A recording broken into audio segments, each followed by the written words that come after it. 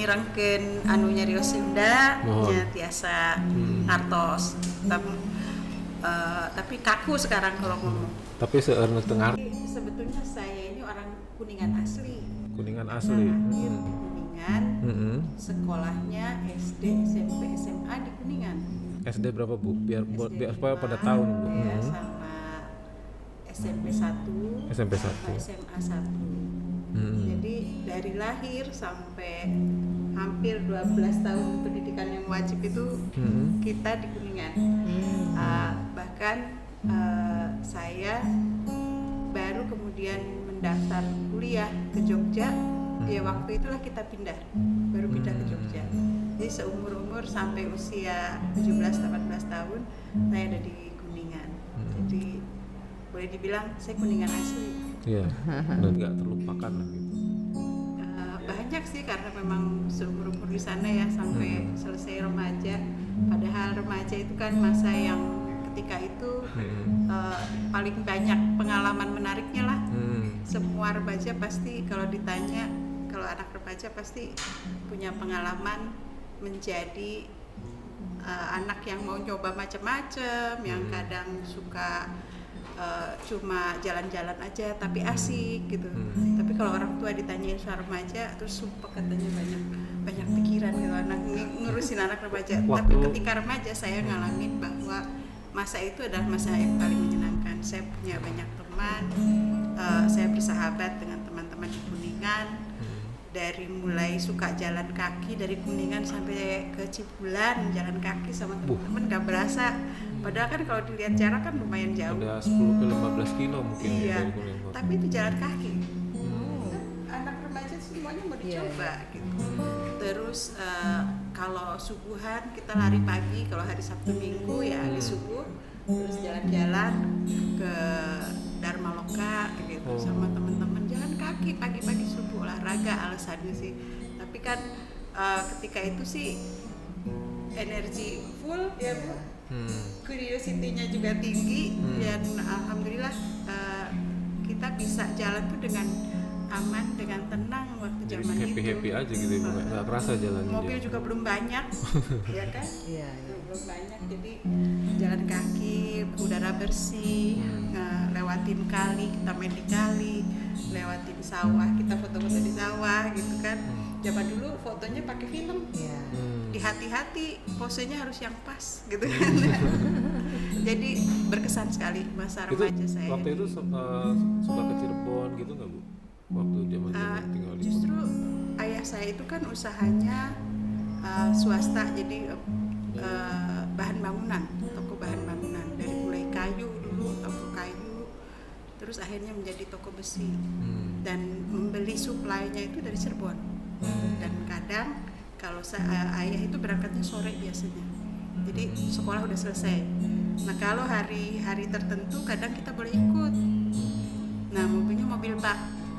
Zaman dulu kita nggak tahu bahayanya, duduknya di belakang. Duduk di bak, di belakang dikasih kursi. Kalau enggak ya duduk depan sama abah. Ketemu ke toko-toko besi di sini, ke toko semen. Bahkan kita kenal dekat dengan Taci yang jualin ininya sumber ini jualan di Kuningan. Abah itu bawa anaknya untuk lihat apa yang dikerjakan. Terus kalau pulang nggak lupa mampir toko makanan kecil di samping rel sebelum pulang ke Kuningan itu. Jadi dekat Lawang Gada mungkin sekarang nih. Dekat rumah sakit sini ya, Jati. Di situ kita beli permen kocek zaman dulu. Kocek sama beli roti dibawa pulang. Kadang abah juga suka beliin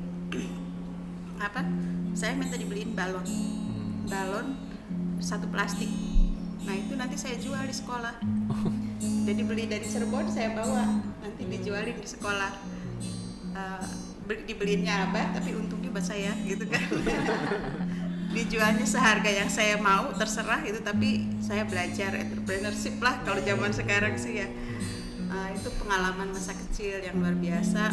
Dan abah juga di Kuningan itu cuma ada satu toko buku, namanya toko 22, dan itu jualnya buku pelajaran SMA, Sampai sekarang masih SD, ada itu ya, pelajaran tokonya? sekolah masih ada Tokonya sampai masih sekarang.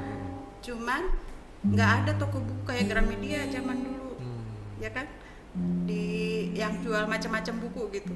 Jadi akhirnya sama Abah dikasih langganan buku dari Cirebon, dikirim. Ini apa majalah gitu? Majalah, zaman dulu majalah, ada majalah Hai, ada majalah Gadis, sekarang udah nggak ada semua.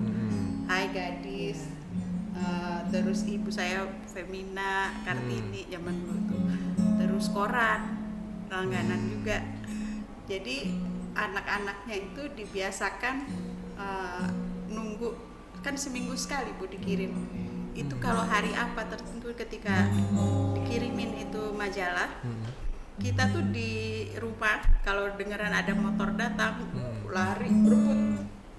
Nah dulu kan pakai itu tuh pakai yang kayak itu, kedengeran suara motor masuk, berebut siapa yang dapat majalah duluan dia yang baca duluan. Jadi itu pengalaman masa kecil yang sangat berkesan. Jadi Abah itu sangat perhatian bahwa anak-anaknya harus mau baca, ditanamkan dari sejak dini.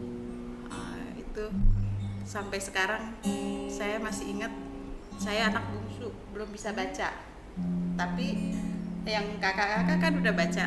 Majalah Bobo saya dikasih sama bapak sama Abah, terus minta tolong dibacain. Jadi Abah mewajibkan kakaknya untuk membacakan ke adiknya. Saya kan penasaran, ini apa mereka, saya tahu mereka bacanya skip males kan ya. Si Bona dan Rongrong ya, si Bona dan Rongrong kalau teliti Nirmala. Kali masuk ke psikologi karena lihat tante saya psikolog.